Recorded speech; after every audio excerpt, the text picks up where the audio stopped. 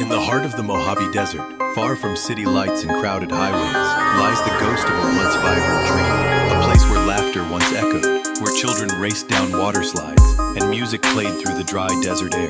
Today, it's silent, cracked pavement, graffiti, a forgotten oasis buried in time. This is the story of Lake Dolores, the forgotten water park in the middle of nowhere. It all began in the late 1950s, when a man named Bob Byers had a vision. He wasn't a mogul or a tycoon, just a dreamer, with a patch of land near Newberry Springs, California. Bob owned a piece of the desert, about 80 acres, and he wanted to turn it into a recreational retreat for his family and friends. Fed by a natural underground spring, the site had a rare treasure in the desert, water. He named it Lake Dolores, after his wife. In the early days, there were no tickets, no marketing, no big plans, just a man digging out ponds, building slides by hand, and shaping the desert with determination. By the 1960s, the family's private retreat began attracting outsiders. People started showing up with campers, trailers, and wide-eyed kids. Word had spread. There was a water playground in the desert, and it was like nothing else in America. By the 1970s and 80s, Lake Dolores Waterpark was no longer a secret. It had become a full-fledged desert attraction, especially for locals and road trippers traveling Route 66 or I-15 between Los Angeles and Las Vegas. The park was rustic, not fancy, but it was wild fun. Instead of fiberglass slides, the early rides were made of steel and concrete.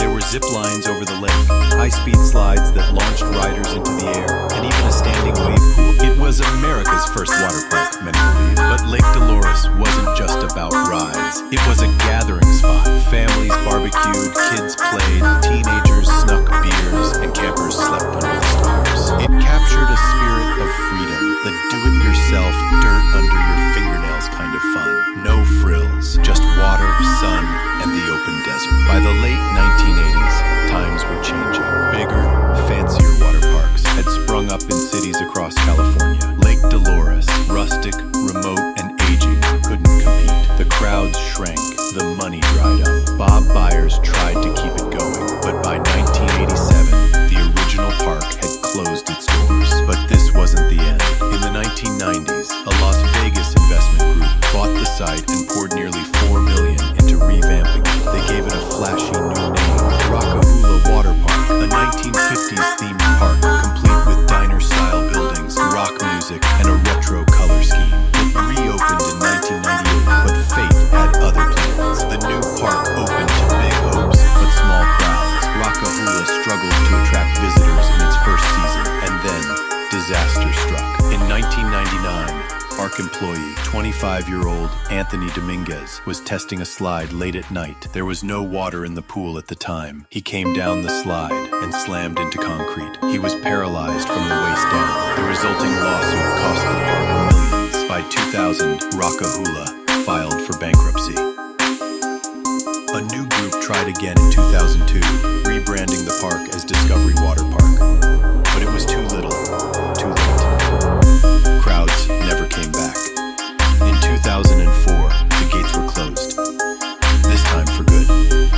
Since then, the park has sat in silence. Nature has reclaimed much of it. Graffiti artists turned walls into canvases. Skaters used the old pools as bowls.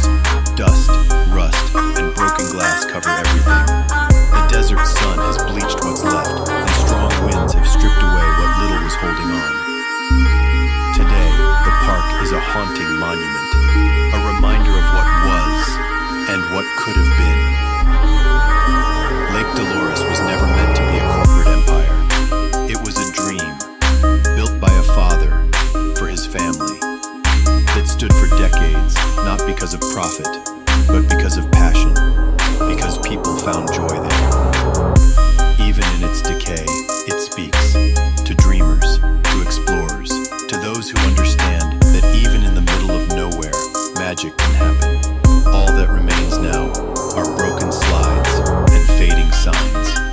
But if you listen closely, maybe, just maybe, you can still hear the echoes of